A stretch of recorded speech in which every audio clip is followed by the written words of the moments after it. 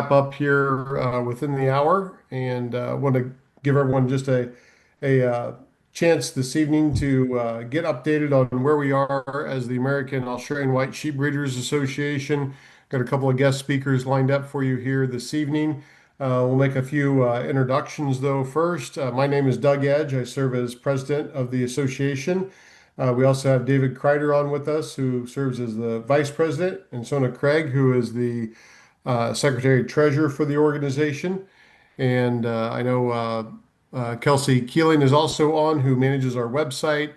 I don't know if John Lipstate is going to be able to be on this evening, but he manages our pedigree.dev portion of our site, which is our online registry for getting your membership or doing any animal transfer and registration records. So we want to thank everybody for being on and volunteering their time to serve the organization. This is an open meeting this evening, so this was open for anybody, whether you are a member or just wanted to join us to learn more about the American Australian White Sheep Breeders Association and who we are and what we have going on at the moment. And we welcome you if you're a guest or if you're a member. Either way, we invite you to join as a member. If you like what you hear this evening on this Zoom meeting, please go to our website, aawsba.com, and you can secure a membership through the pedigree.dev site. Just one note on that, if you click to join the site membership, that's different than the association. So there is a kind of a membership area on the site where you can sign up to be able to post in the forum and do some other things.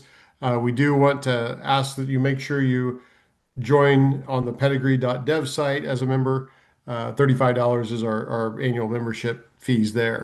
So hopefully that'll help get you headed in the right direction. If you do have any questions, my number's on the site. You can call any of us officers or anybody on the membership directory. I think there's a lot of folks on that directory that are willing to help answer questions as well, but we're happy to guide you through the process and assist you in any way we can to get your membership.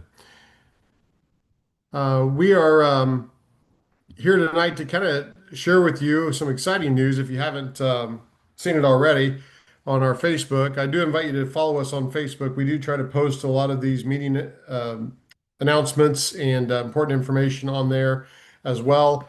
We've sent out emails to those of you that are members about this already, but we did receive a large order. We think it's probably the largest order of frozen embryos ever to come into the U.S. on Australian white genetics. One of the things that you may be curious about is there is another breed association that is out there that is not associated with the Australian white sheep breeders in Australia. And that is a distinction between our two organizations and the fact that we are bringing in the largest Tatterkill bred genetics inventory to the U.S. of anybody. And so the last shipment had over 1,000 embryos in it that came in just a couple of weeks ago into the U.S.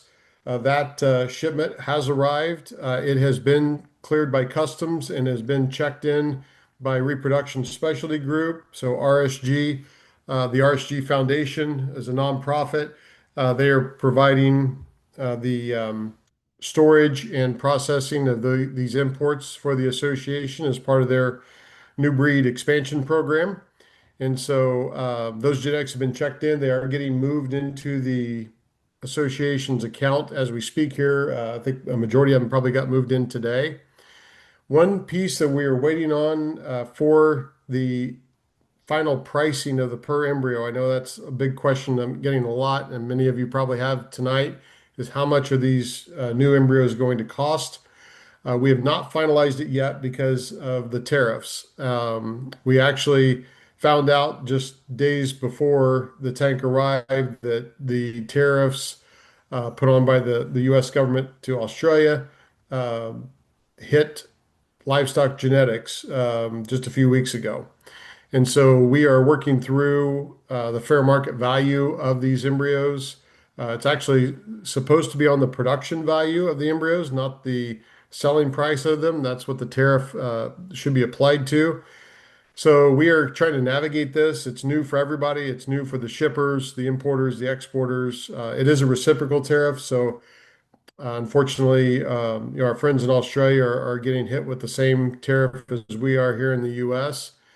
So we're working through that last bit of the expenses and getting this shipment here stateside. So once we get that worked out, we'll be able to promote the price of the per embryo cost to our membership. And then those of you that have requested embryos already, we will start at the top of those orders of requests and work our way to the most recent ones and confirm your number of embryos. Then you'll get an invoice. We are going to ask that everyone pay through our pedigree.dev website. We are set up now to take payments that way. It'll be a much cleaner and easier process for us as a volunteer association and probably for you as a member to purchase those embryos that way. And then they will be transferred once the money has cleared our account and has been deposited into our account. We will transfer those genetics to your name through RSG's inventory platform.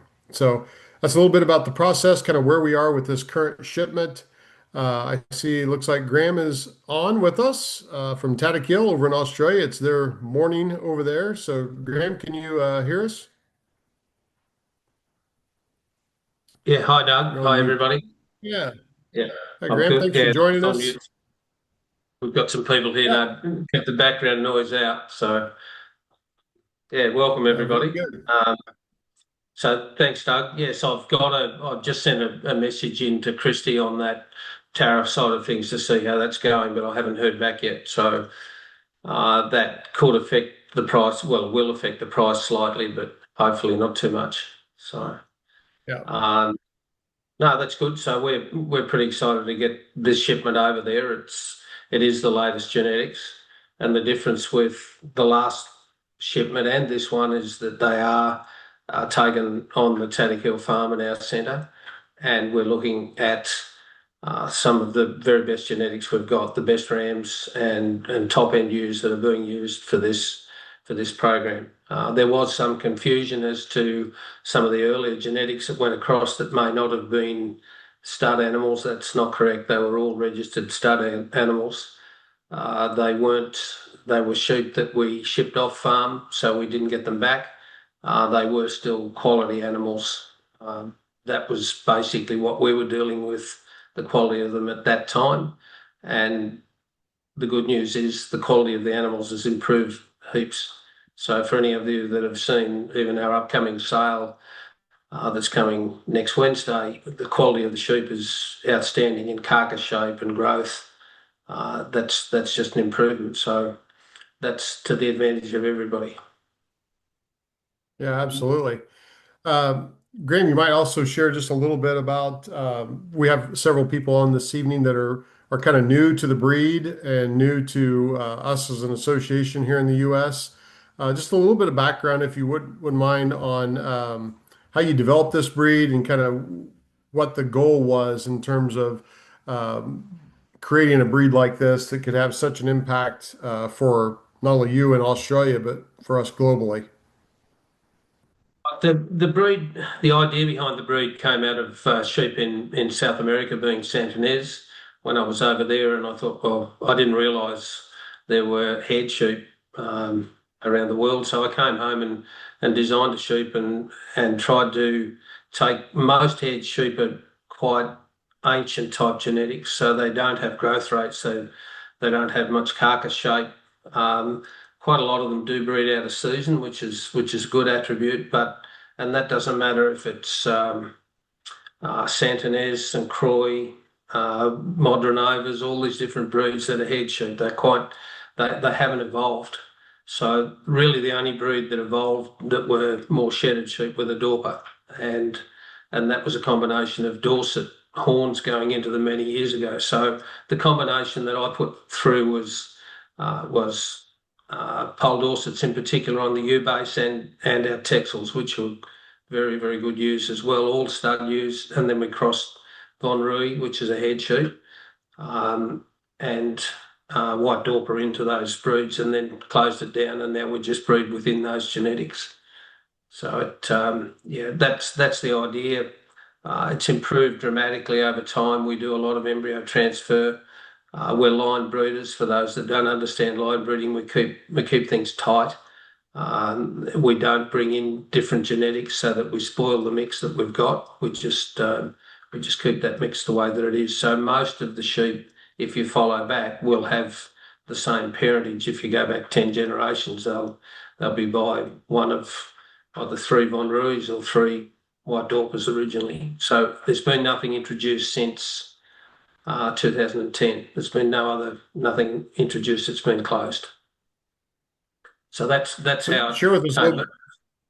That's how it Yeah, came yeah, about. Graham, share with us, yeah, a little bit about the both the kind of the terminal side, the meat quality side, if you will, and then a little bit about like the maternal traits that you're seeing with this breed. Well, one of the things that's out there is that a lot of people think now you need a maternal and then you put a terminal. Uh, we've tried to combine it into one.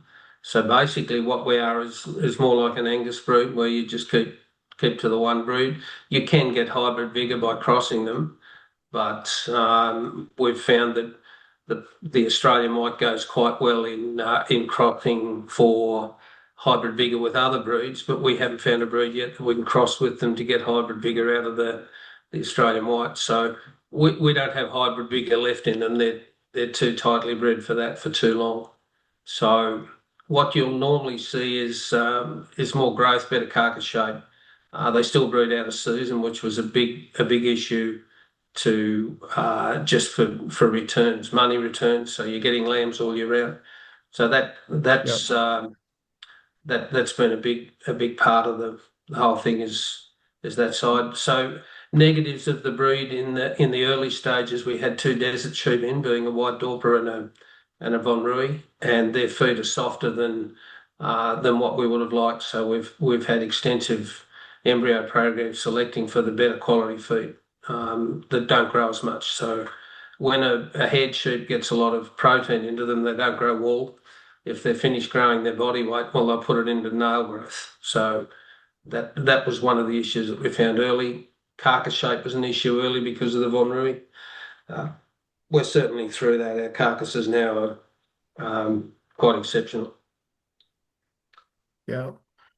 So share with us a little bit. We've got obviously some new folks that are interested in this breed, and the way that we're expanding and growing the breed in our association here is through an import program with you, where we bring these embryos in that are frozen over in Australia from some of your top genetics now into the U.S. And obviously, we do offer a breed up option here as well to help increase the numbers and get the breed going here.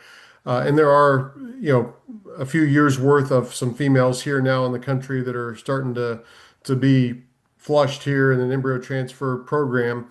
Those that may not be familiar with the process of sheep, maybe they've done it in cattle and other species, but in terms of sheep embryos and going through that process, kind of walk us through how it's done there in Australia and then what the success rate is, if you will.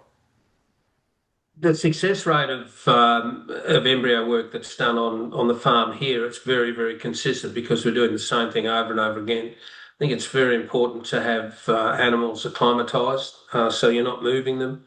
Um, it's quite normal in Australia for the embryologist to travel and do the work on farm. So we're constantly doing around between 70 to 80% on fresh transfers on that's lambs after transfer. Once you go to frozen, that's going to drop off. So we're that confident in our frozen embryos now that we actually flush at a time that suits work-wise and freeze, which is an extra cost, and then put those embryos in. And we find we're sort of can be 5 or 10% lower on frozen embryos than fresh ones. But we do see a lot of variation when other people are doing work on embryos. We know that's the case. Our team's very, very experienced at freezing and exporting embryos. We've exported probably between 15 and 20,000. I haven't added it up in the last 12 or 15 years. Could be more than that. So they've gone all over South America, America, Canada, New Zealand, a lot into China. And the main thing is that the people that are on the other end are proficient at thawing embryos, because just transferring is one thing, but actually getting the thaw process right. So there maybe have been a few hiccups. I think we can get through that. Um, yeah, it's not a perfect science, and sometimes people do it the first time and it's wonderful, and the next time it's not. That's embryo transfer. Yeah. That's part of the game. So. The Yeah. main issue for me is that we get any issues that are there, we get sorted out, and that the quality of the animals is that's the important thing. As far as stick rates on embryos stuck, that's a big variable, and it's, as I said, some people get wonderful results, and the next time they don't. It's about averages, and we want those animals to be as good as possible on that end, and that's the advantage of what we're doing now. If we had to send our animals into quarantine, we couldn't do it with the best livestock because they don't come out of quarantine very good. We have a problem bringing them back onto the farm out of quarantine. So yeah, it's an advantage to everybody for us to be able to flush on Taddy Curl and send direct. Yep. And so far, our folks that are online here with us this evening, in full disclosure, I am part of the RSG organization, based out of Lebanon, Indiana, and then we have a site in outside of San Angelo, Texas, and we do work all over the country. And the stats that Graham has shared is what we see nationally. We flush and put in more fresh and frozen embryos than probably any center in globally even. And that 50% take rate on frozen embryos is kind of a national global statistic. It's not Graham's statistic. So just to share that with you in transparency, that is the success rate typically of putting in frozen embryos. And because so those embryos do go through stress. They're taken out of the that donor U, and then they're frozen. In Australia, you all freeze them in glycerin. And if you're not familiar with how to properly thaw embryos frozen in glycerin, that can be a problem on your success rate.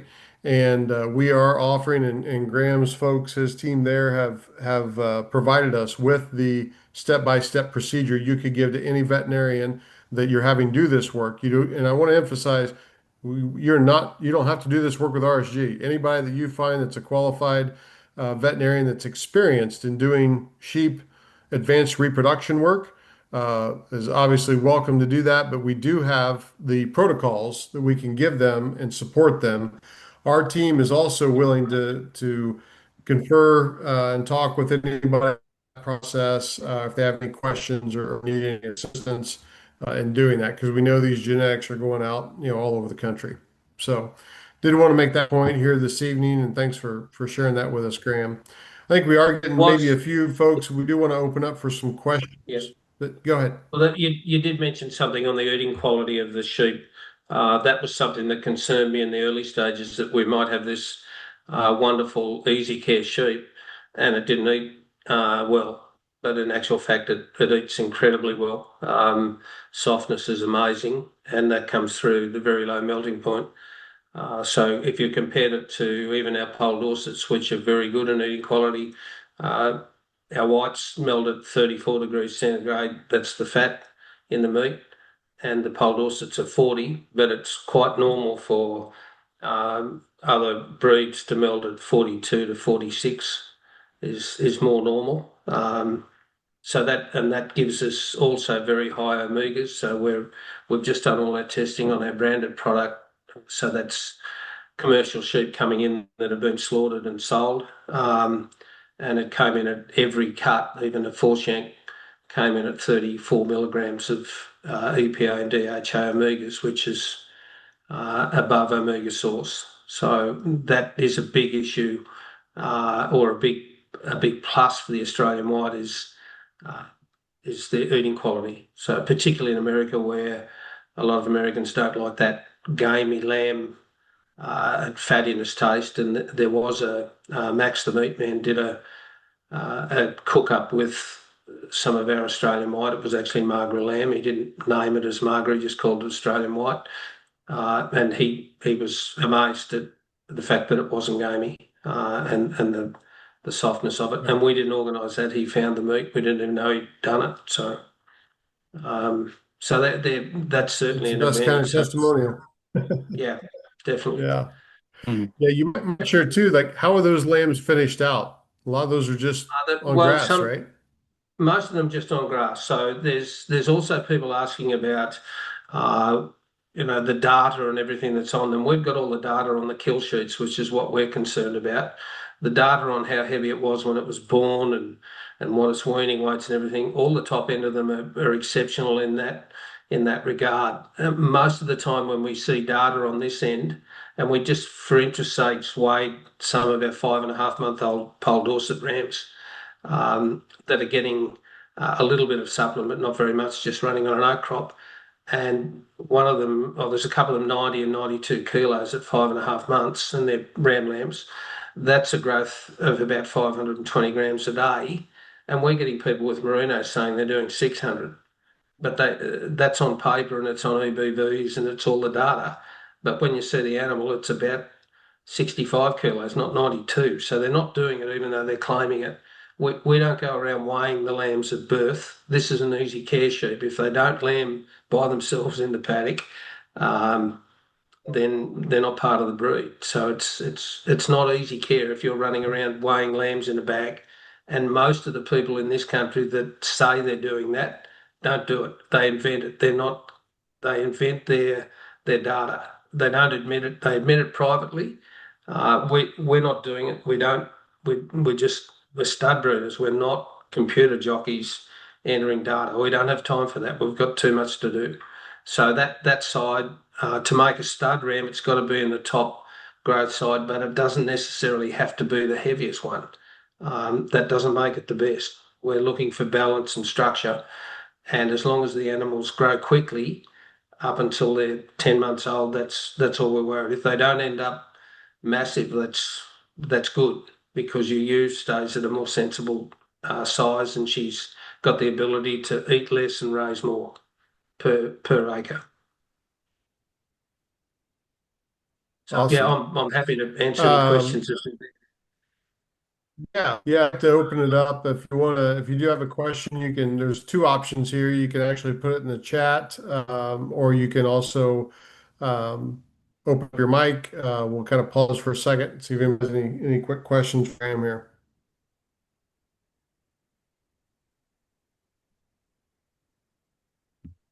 Whilst we're waiting for some, I would like to compliment Sonia on her upgraded sheep that she posted the other day.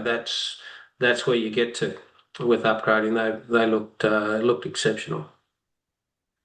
Thank you, Graham. It's been a long haul.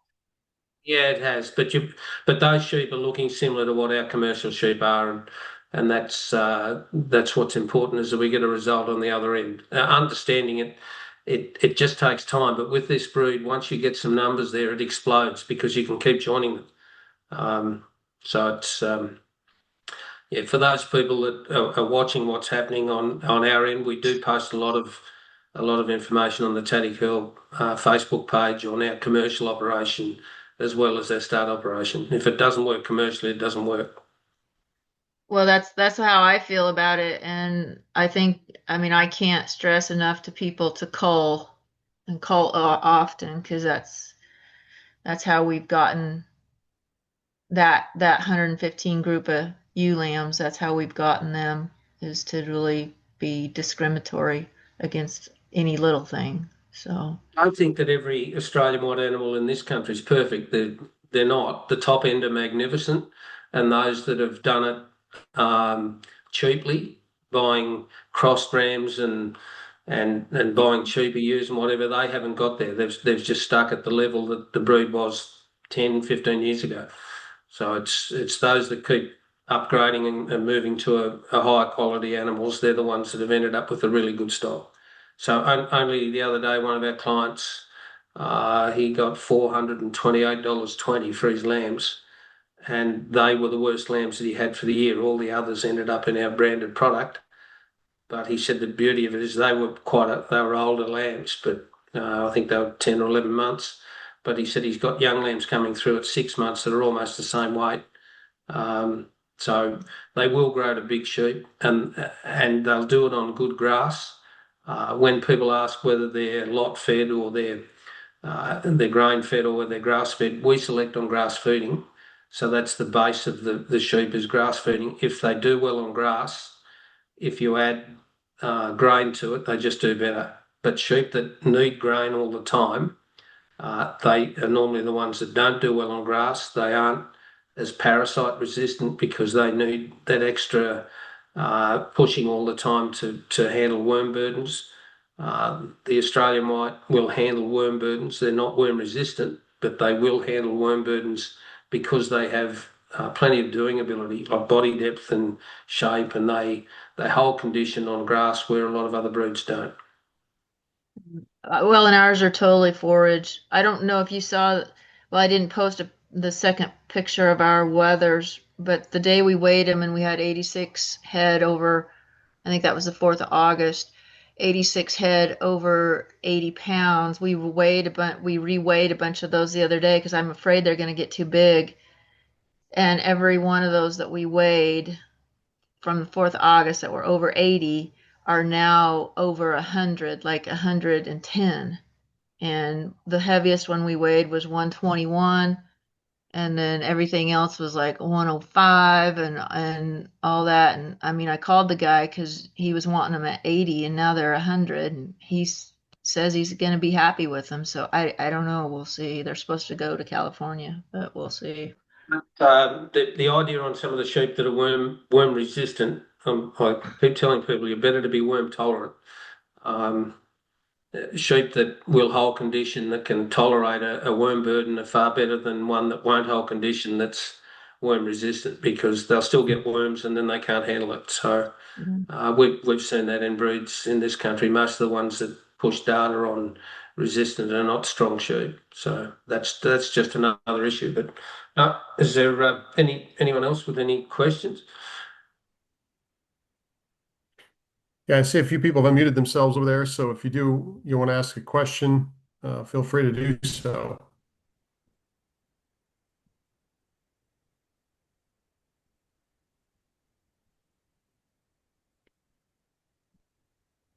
Another member that I'd like to recognize and congratulate Jerry. Jerry Group just had the high selling Ram at the Pennsylvania test Ram test here recently since we've had our last meeting, and that Ram did very well there as the only Aussie white buck there in the test among its peers of Katahdins, Dorpers. I think there were some Dorsets in that group, some Suffolk sheep as well. So that was a big boost for us here in the association to see that buck and was a direct, I believe, embryo from you, Graham. So that was one of those Was successful embryos. There's a question there, Graham. I don't know if you were able to see yeah, I those. saw that. Yeah, sorry for putting the glasses on and off. That's an age problem. Is there any inbreeding depression with the line breeding? No, I haven't seen any. Yeah, look, when you're line breeding, you can line breed for fertility, for growth rate, for out of season breeding. When you come up with problems, it's normally because you're not actually selecting for it. So no, we haven't got a lot of sheep with 4 ears or 3 eyes. There's none of that. The breeds that we put in there were some recessive genes there that were an issue, but we selected sheep that we were very certain didn't have those issues. So it was the blind gene in the Texels. That's not in this breed. It wasn't in our Texels either. The dermospraxosis, the skin bumping off that was in the Dorpers, that's not in those either. And the beauty of the line breeding, if you've got a problem, it comes out and you can fix it. The modern idea of crossing and having hybrids all the time is they're not heritable. So what we're seeing is that on all our data testing and everything is it doesn't matter where we're pulling these lambs from. the data's coming back the same on our testing. So raw data being growth rates, the testing through the laboratory on the meat qualities, whether it's melting point, omegas, oleic acid, all those tests are coming through the same. And we're testing animals that are coming off different farms and they're all coming back the same. So that's why the line breeding. I'm unapologetic on line breeding. I'm being told by plenty that I'm part of the Flat Earth Society because I don't use breeding values. I'm happy to wear that. Doesn't make me wrong. I don't do it in my cattle either. Um, I breed animals to be consistent and correct and not have problems. And yeah, that's just who we are. But you can't change things. Line breeding has been part of the animal industry forever, and most times when you see a flock of birds or a school of fish, wild animals in the wild, they all look very similar because the wild breeds them closely. The stronger ones survive, and that's what creates the breed. You don't see this idea that you have variation and outliers. That's fairyland stuff. I basically call it woke. It's woke breeding, and what we're seeing in this country is some diabolical animals that have huge figures for growth and muscling and all these different things. And you look at them and think, well, they've got hidden talents because they just don't have it. It's not because they're not fed, it's just they don't have it, but they have an algorithm on a piece of paper that says they do. Well, that's all good. If people want to go down that track, that's fine, but that's not what the Australian white is designed around. And we've actually trained people in this country to select the animals on what they visually look like, and working out the genetic merit of them is how they produce. And if someone's got a problem, come back to me and say, right, they're not doing this, and we can point you in a different direction on a commercial basis. That's really not coming back at us. So So, Graham, we do have a few more questions now coming yeah, through, particularly on the chat. You mentioned that some of the source breeds had softer feet. When yes. did you start seeing stronger feet start developing? Oh, well, look, I would say growth on the feet and the structure of the feet, probably the last 5 or 6 years, but now it's much stronger than what it was. Our commercial clients are seeing a dramatic difference and it comes from not just foot colour, like a black foot grows less than a white foot, but it's Yeah. also the depth in the heel. So where the toe, and particularly if you look on the front feet, you'll see the depth of the front of the toe this deep, and in some breeds the heel's that deep.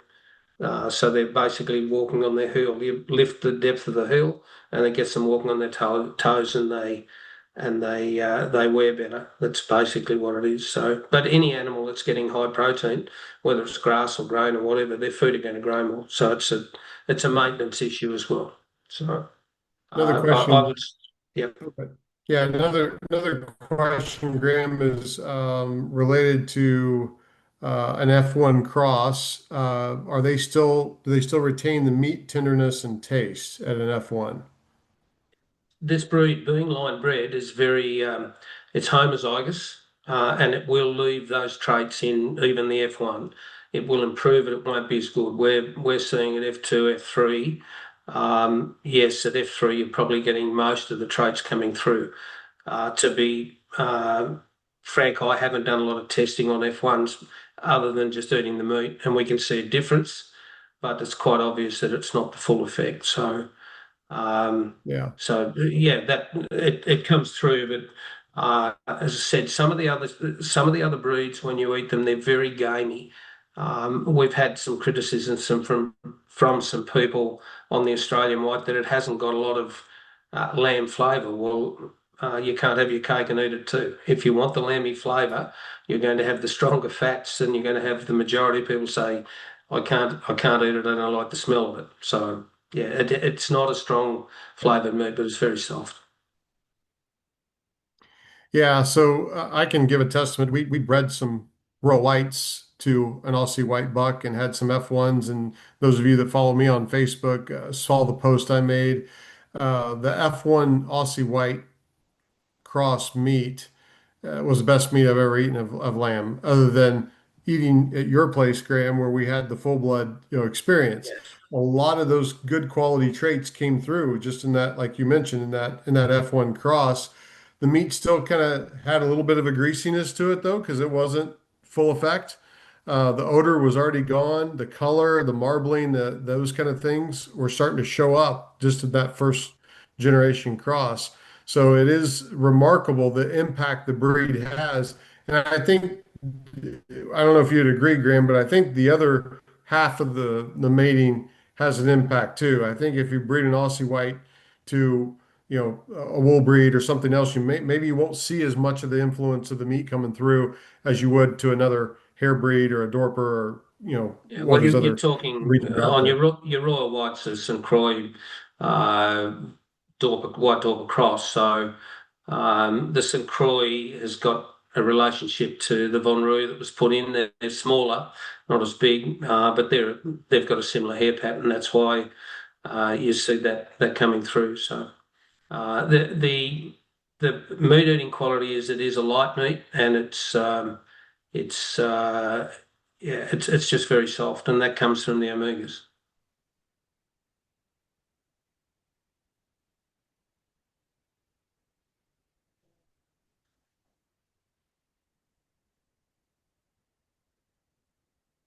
I lost you, Doug.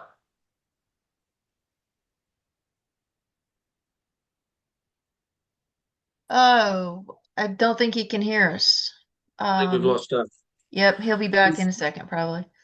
Was there any other questions at all? Um, there's a question of the F1s. Can you talk about the values of the F1s and when do you see real genetic changes in ewes from F1s promoted as I Aussie think you, Whites? yeah, I think your experience shows that. The further you go in with the right genetics, the more you get the traits. But whilst the ewes are obviously very important, it's not a great idea to be using F1 rams in breeding programs. They might be cheaper, but that it's important to promote that if you want to get there, you've got to keep using purebred rams. I agree. Well, and It's what we did, we sold all of our crossbred ewes. I mean, yes, it took us down about 100 head, but we felt the value of keeping F2s and threes was more important than having producing any more F1s. We got out of the F1 business as quick as we could, and we will get out. We will go each F level as quick as we can. And so I can't, say that quick enough that you Sorry just about that. I think I dropped out of the meeting somehow. you froze. Yeah. You froze and then you were gone. Okay, there you I thought go. Graham froze. No. no, it wasn't me. No. Okay. So we're getting several questions through here, and I don't know where we left off. So were you talking F1 as a terminal I just cross? answered. You Yeah, answered I that one. answered that one. Okay. F1 ewes are the way to Yeah. go, not F1 rams. You got to get it right. You've got to keep using the purebred. Got it. Okay. Good. Yep. Good. So we did have another guest scheduled for here for this evening, and I want to just pause a second. I have not seen her come on. Alina from Neogen was planning to be on, but I'm not sure. Alina, are you on, or maybe you're under a different name or something here, or somebody else from Neogen? Have they joined us? Doesn't appear that way. So we did have planned, in addition, Graham, to you being on, we were going to have someone from Neogen to kind of walk us through some of the genetic testing that they provide and parentage testing, and so we are as an association here. And I know you might talk to this, Graham, how you do things there in Australia, but we are interested in pursuing that as an association, as well as a volunteer basis for those that want to do some of that kind of parentage uh, testing to keep the breed as pure as we can here.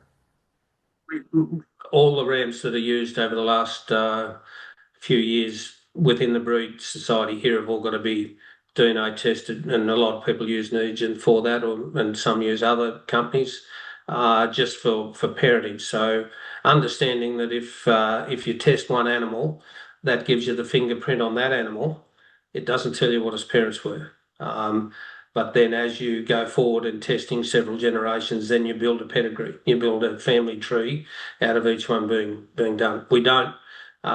Some people have decided to go in and test all their ewes. I think most of them that did, with the cost of it here, they dropped out of doing ewes because the numbers are too high.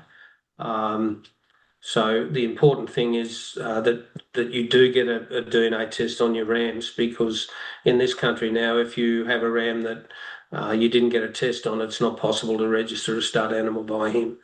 Yep. So you can't register. So it's really important. As far as the other tests are concerned, there's been no work done by the other companies on testing for Australian white qualities. We have got that done and sewn up, where we have alleles that relate to melting point, intramuscular fat, and omegas. We have those locked up and in America and most of the world on the testing side. That's our intellectual property, and I'm not. We don't need to share that with everyone. It's a little bit like the chicken industry. Cobb Chicken don't share their data with anybody else. The idea of shared data around that everybody's going to be better. Good businesses don't share their data with their opposition.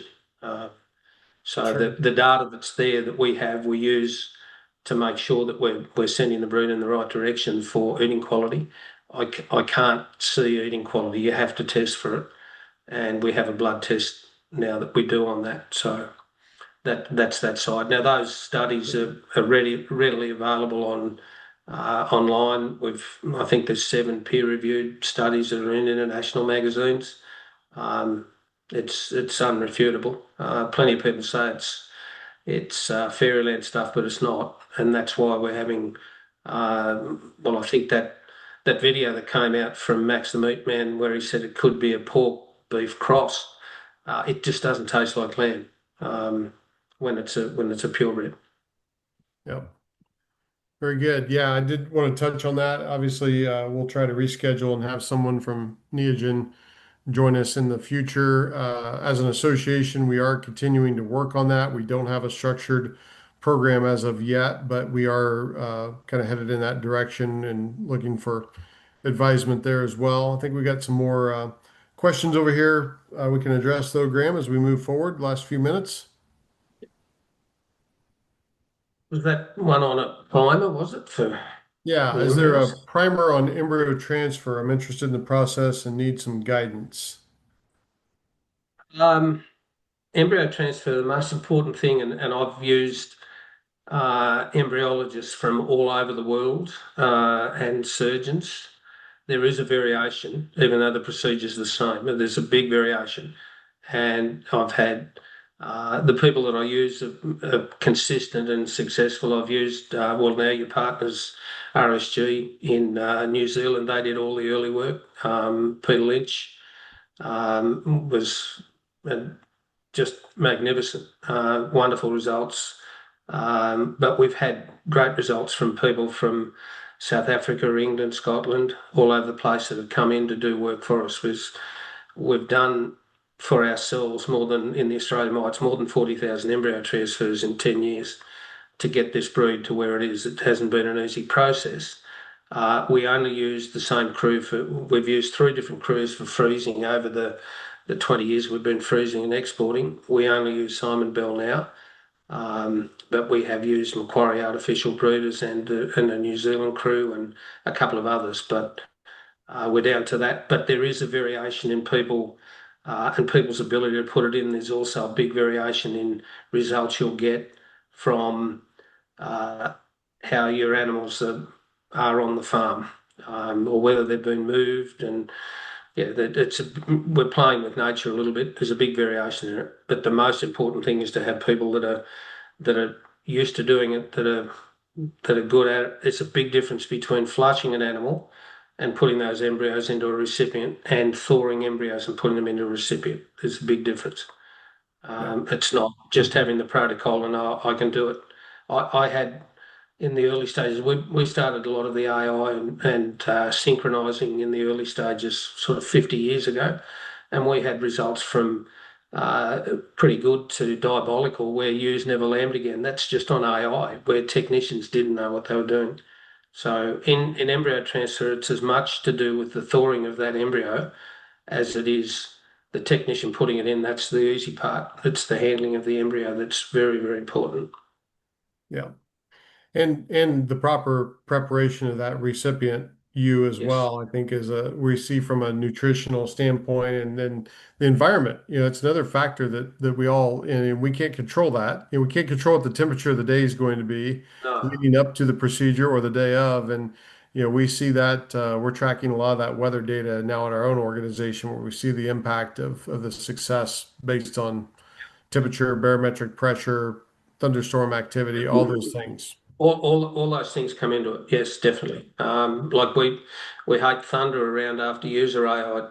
Thunder's a real problem, thunder and Yeah. lightning. But yeah, weather conditions, the time of the year, all those things, and we see in different places where, and I did talk to a few people about.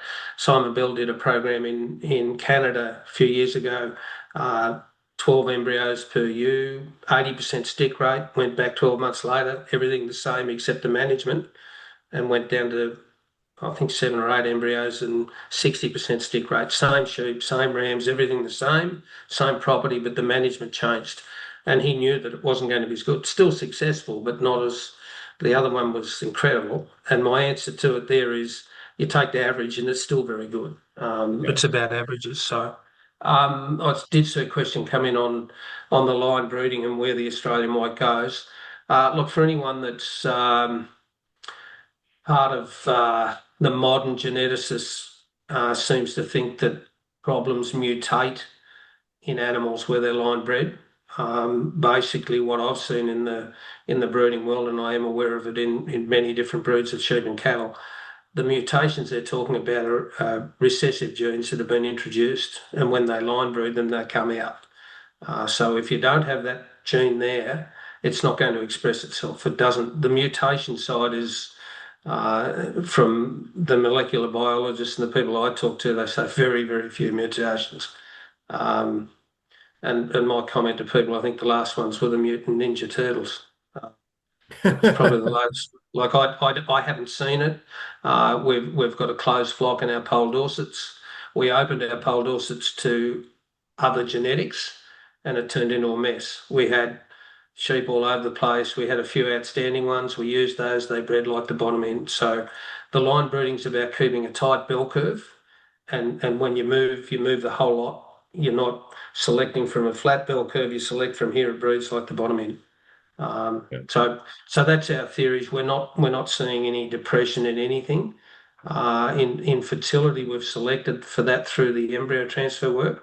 So the more fertile ewes become become the ewes that are part of the breed because they have more lambs, and then you get more selection in those. But just remember that it's like families, that not every lamb is going to look the same. Not everyone's a champion. Um, like I was lucky I had two sons and they're both champions. But the chances are I could have had one that was hopeless and one that was brilliant. Um, that's just it, and they're the same genetics. And then the other son's got two boys. One's red hair and fair skin. The other one's and blue eyes. Another fella's got brown eyes and dark hair. Uh, totally different. You wouldn't believe they're from the same family. So and they're definitely the same genetics. Yeah. So that's what happens. Not every animal is going to be perfect, and it's not here. But what I am saying to you is these embryos that are over there now are basically the same embryos as what we have here, and our best embryos. So in our sale that's coming up next week, there are sheep in there that are exactly the same genetics as what's been sent to America. Great. Got a few more questions here as we kind of wrap Let's up. do it. One is the quality of the sheep speak for themselves. I think Justin just submitted this. What does the association plan on doing to keep the interest of the breed growing in the U.S.? Obviously, we've had tremendous interest. We've been on for the last, I would say, 12 months on a pretty good publicity exposure for the breed. We've been actually putting the breed on display at some of the major the Midwest stud ram sale this summer in Sedalia, Missouri. We had a display there. We had the animals on display at the All American in Springfield, Illinois. we have a number of members that are also actively out now, either taking animals to put them on display to show people the quality of these genetics that have come over already from Tatterkill. And then also, we came out with a promotional postcard that it's a jumbo size card you could actually mail or hand out at events, whether it's an educational field day. There's a lot of those state groups that have state sheep producer groups that have different field days and things like that. So we are doing a lot of that. We actually exhibited at the American Sheep Industry Association conference back in January. We plan to do that again this coming January in Reno. And so there's a big effort for us, and we need all your help. Those of you that are members or just interested in joining to help expand that as well. So we're happy to mail those postcards and things out to anybody that could use them for events or want to do some mailings to their friends and producer neighbors, things like that. That's all available to you. We continue to find social media to be one of our best ways to spread the message and spread what Graham's doing over there in Australia out. That continues to grow for us as well. And if you're new and haven't seen, we did top 100 members in the association here just recently.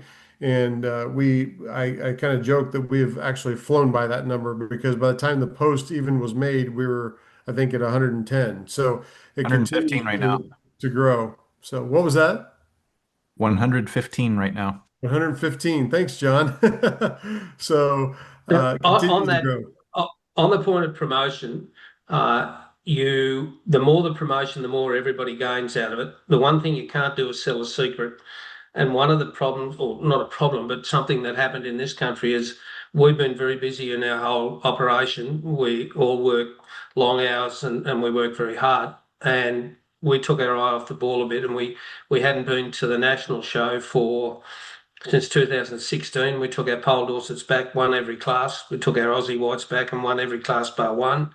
Ended up with Supreme Group in the what they call clean skins here, which is up against Dorper and Wilshires and Ultra Whites and all the others. Then we took out the Supreme exhibit, and they've all gone, wow, we didn't realise how much better they'd got because we weren't there. Yeah. So it is important. You can't sell a secret. You've got to have it there. And it blew people away just how far ahead the Australian white was from these other breeds. And so some of the other breeds that are claiming to be shedders, they're wool sheep. You'd have to shear them. Yeah. We go in where they're not shorn. So you've just got to get out and sell it. So you need to be on social media, you need to be at fairs and showgrounds and field days and reporting on people that are getting good results from what they're using. That's the other thing. Yeah. I'll be sharing a video tomorrow. I hope everyone can share as well from we were at a solar grazing site. You know, solar grazing has really taken off here in the US and a lot of these producers are trying to scale up. And this site has 3,000 sheep on it, this one site, and they are using a pair of Aussie white bucks to breed a portion of those females there. And the comment, and I'll share this video out on our social feed here probably tomorrow. The comment made by the producer was that the Aussie white lambs, you can tell them far better. They stand out among all the other lambs. They're very easy to identify, and it's mainly because they're weaning off at heavier weights than all the other lambs, and you know they're stamping even on these would be all F1s at this point because they're you know that's what their flock is, but they're stamping them out pretty consistently. One of the things I saw in the feed here is Graham that you know we have to be very careful as a breed because the breed is so I don't know, they stamp themselves, right? I mean, you breed them, they just come out. So if you breed it to, you know, a Dorper or Yeah, it's one of the when people talk about line breeding, one of the important things on line breeding is that it throws consistency and it yeah, dominates any other breed that it goes with. So yeah, we had a major problem here in the early stages where people were selling F2 rams out of commercial sheep as rams, and you couldn't tell the difference. They looked like purebreds. So yeah, that's why the stud industry is so important, is you've got to control on that. But You are right. Whatever breed you join them to, the Australian white will be the dominant one because most other broods aren't bred that tightly. And so that's one thing we want to be careful of as an association. We don't misrepresent, in our promotion and marketing, anything that, if it's an F1, we call it an F1, and if it's a F2, it's an F2, and no matter how good they may look, because they're going to look good, and they do a phenomenal job crossing. But that's one thing we I do did want to notice make sure to promote. a call there on branded meat product. Well, we obviously have our own. It's a very difficult game. We don't take all Australian whites into it. We were taking and started two brands when we found there was too much variation in the second brand that wasn't pure Tatty Curl. So it's a difficult one. But what you will find in time, and I suppose it's a little bit like the Wagyu industry. If you put a Wagyu into a sale barn, it won't make any money. But if you feed it properly and put it through and sell it as the meat, then it'll make money and a lot more money than what other breeds do. So it's horses for courses, and we need branded meat is a very, very difficult thing. But it's possible, and I would hope in time that people would, in this country, for example, if it's a Pole Dorset cross lamb that's in the sale yards, it will top the yards. They're normally the best, but they're the ones they're sought after. If it's someone looking to feed those lambs, they will source a Pole Dorset to feed because it'll do so much better in a lot feeding situation than other breeds. So that in time, you will definitely the market will identify what they want. Yep, absolutely. One other question I think we missed over here was about using ewe lambs as recipient ewes for the embryos. Um, Not not ideal. You not want an ideal. animal that's had one lamb before. Yeah, Yep. that's I have to be honest with you, I haven't used ewe lambs. I haven't used them, so I can't make comment. But yeah, yeah, it's just if you're putting an expensive embryo in you, the recipient's got to be right. Yeah. Um, so yeah, I'd say if they've had one lamb, that's fine. And not to use recips that didn't stick the last time. And that's where I was talking to David this morning on whether you put twins or singles in. Well, I actually think you get more lamb stick on singles. The idea of twins going is that one might pull the other one through. But I've actually, in the studies we've done, we get more embryo stick on singles than per embryo than we do with twins. So, and the other thing is if you're putting an expensive embryo in, and I might say I don't think they're expensive. I'm I think they're very, very good value at what we've got them at. And I did get a message from Christy to say they're still working on the documents that have been presented or represented on the tax side. The the important thing is that if you're spending it on that, you put it into something that's worthwhile. Yeah. So we have it in a good receipt. That's very important. Yeah. So last question here. I think we're out of time, but does the association have any tools those of us that are just now preparing to buy recips can use to create breeding business plans? And we don't necessarily have any tools on the website really for that in terms of a business plan. Happy to visit with folks about that. We've got lots of members that are doing well and scaling up, their particular programs that I'm sure would be happy to share what their experience has been with you. So happy to share those things. They can welcome to reach out to any of the members or any of the board members to guide you help guide you in the right direction. Any other questions as we get here at the top of the hour as we wrap up things? Doug, could I say something about the memberships? Sure. Some of you, I'm waiting for checks on from some of you, and then I think John can probably attest to this. Some of you may have gone in and started a membership, but not finished it, and some of that is just simply putting it in your cart and proceeding to checkout. And so if you want to check your memberships and see what's going on with them, that would be great. Because I think I'm waiting for 4 checks and I've been waiting for a while. And I don't know if you meant to do ACH or a credit card and just hit check. So, and then there's a few that are in a pending state that It just takes you just need to finish your checking out. Very good. Yep. Just on that note, on the registry, we've observed two bugs, and I just want to make sure people are aware of them. If you're a member and it says you're not a member, if you reload the web page, that'll fix it. I'm investigating that, and we'll get that sorted. So it's not like you've lost your membership. It just there was a condition where the registry got out of sync. So just reload the page. That'll fix that. We had one member try to register an animal and the page went blank. If that happens to you, don't close the website. Reach out and because I need some diagnostic data to trace that one down. Very good. Thanks for If that update, if John. if you can't get a hold of John or it's during the day, try to get a hold of me. And I don't know what I'll help, but we can take a screenshot or something like that. And that way we can help John fix that. John, could you explain about the Hotmail accounts too? Oh, yes. If you use live as an email address, it simply does not work. It doesn't even go to spam.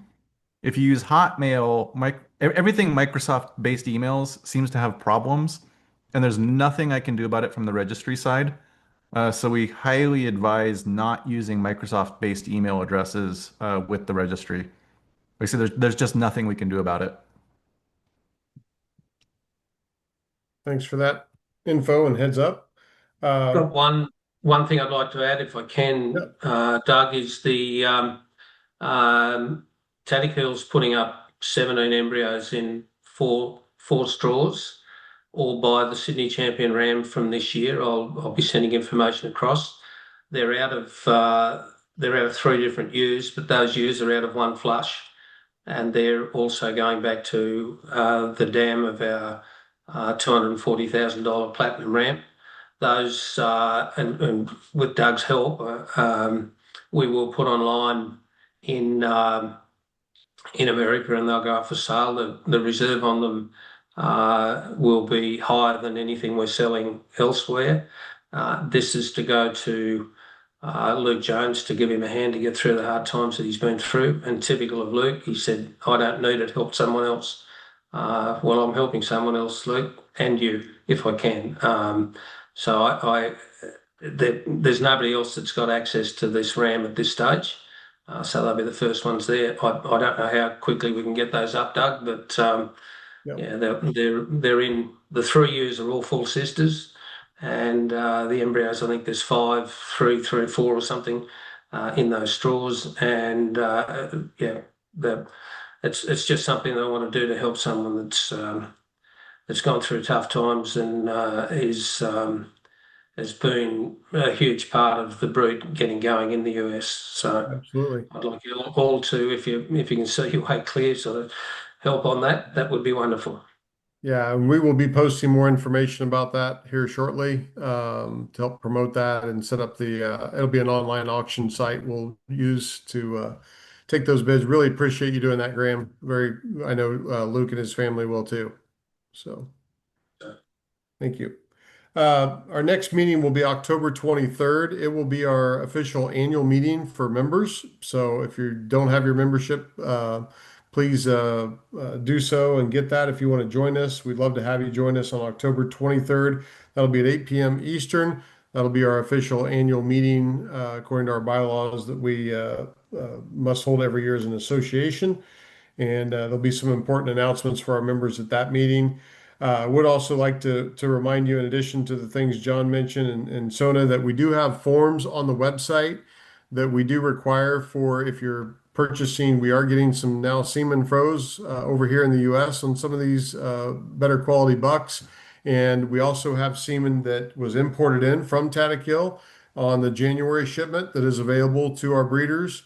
There are 5 different stud rams, I believe, in that lot that are available, and those semen units are only available to members and only available to members who have females already here from Tatakill that need some semen to breed with that way. So there's a couple of options there. There are forms for these things though on the website, so we track and those genetics and track the transfers properly. Same with embryo flushing and things like that. So please review those on our website. Get your membership if you haven't already. And Sona, Craig, anything, and David, anything else that I failed to mention there we should add this evening to this group? There's also, if you sell embryos or anything like that, if you flush something and sell them, there's forms on there for all that also. And so, yeah, that's about it, I guess, Doug. David, anything else to add this evening? Did we lose David? May have. All right. Well, I want to say a big thanks to Graham. Thanks for joining us here tonight, taking that time out of your day. And thanks for everyone else who jumped on. Looks like we had nearly 50 people at one point on. And it was great, great conversation. Hopefully, this benefited many of you. And we look forward to answering any questions and following up with you and getting these embryos in these breeders' hands here in the next few days. So thanks a lot. Have a good night. Thanks everybody for being on it. If you've got any questions, we're happy to answer it with a phone call here or a WhatsApp call. Not a problem at all. So thanks, Doug, Thank you. Sonia, and David, and yeah, wish you all the best. And remember, row together. Don't That's row right. against each other. Row together. Okay. Cheers. Cheers. Thank you. Bye.